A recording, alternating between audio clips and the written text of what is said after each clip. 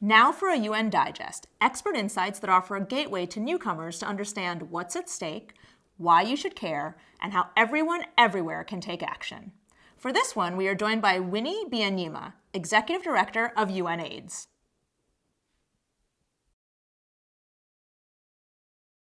Hello, I'm Winnie Byanyima. I lead the work of the United Nations to end AIDS. COVID-19 has left many bereaved and left everyone scared. It's not a health issue only. It's a profound economic and social crisis that is worsening existing inequalities, hitting vulnerable people the hardest. It has knocked back our work on AIDS. Nevertheless, I'm optimistic. We have the UN Sustainable Development Goals, the global goals, which include ending the AIDS epidemic by 2030 and ensuring healthy lives for all. Meeting these goals can seem especially challenging right now. But you know what?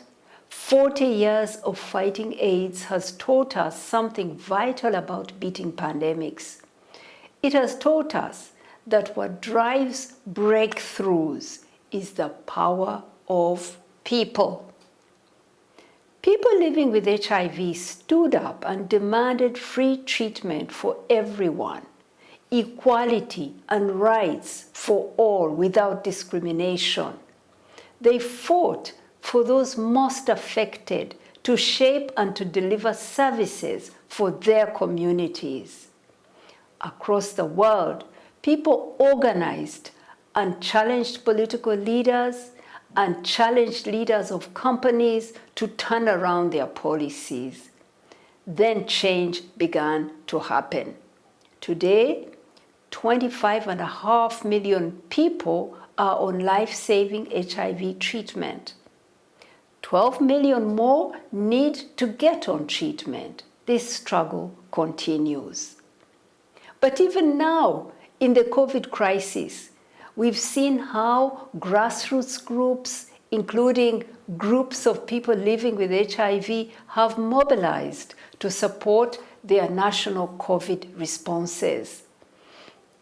We've seen communities document and challenge human rights violations, and we've seen several governments shift their approaches as a result.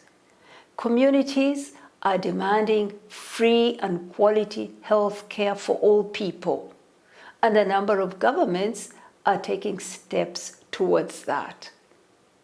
We've also seen an inspiring and powerful coming together of groups from across the world in the People's Vaccine Campaign.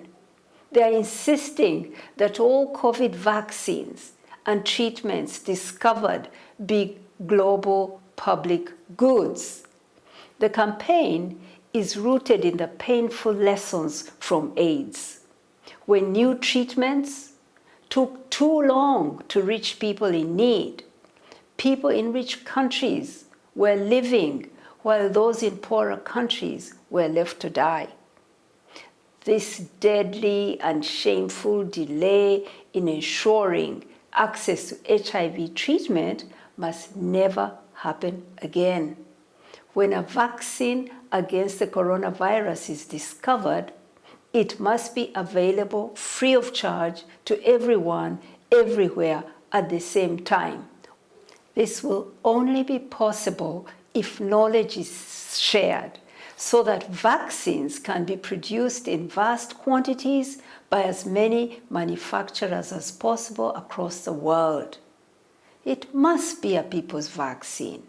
That is why UNAIDS, together with our partners who have been fighting AIDS, we are calling on all to make this a reality by joining and contributing to multilateral solutions, the CETAP, the COVAX, and the ACT Accelerator. We make this call because health is a human right, not a privilege. It must never depend on the money in your pocket or the passport you happen to carry. We must ensure that people are put before profits, human rights held above property rights, and the global public good put above national interest. To beat COVID, beat AIDS, and achieve all the other global goals may seem especially challenging now, but the answer is not to shift dates or move the goalposts. We also can't go back to normal because normal was the problem. We must reset. We need to renew our multilateral system and make it more legitimate, more inclusive, and effective. We need a new multilateralism with a new concept of global solidarity, where all governments tackle inequalities in their own countries and between countries, so all people everywhere live with dignity. We must assert human rights against any kind of discrimination, especially racism, and we must guarantee gender equality. These are prerequisites for realizing health for all and for a secure and a just world. In a renewed multilateralism, healthcare and education should be global public goods provided to all people everywhere, free at the point of use, and financed by supporting governments' ability to collect domestic revenues. This will require a global corporate tax reform and collaboration. At the heart of the United Nations founding vision is we, the peoples. UNAIDS works to realize that vision through a joint partnership that connects 11 UN agencies working together, and in which civil society is not just a partner to engage with, but is part of the governance, not only having a voice, but having power in the partnership. I'm optimistic because of what people have achieved together in fighting AIDS already, and because the collective movement that people have been building will enable us to beat AIDS, beat COVID-19, and beat inequality, and achieve all the goals. I'm optimistic because of the power of people.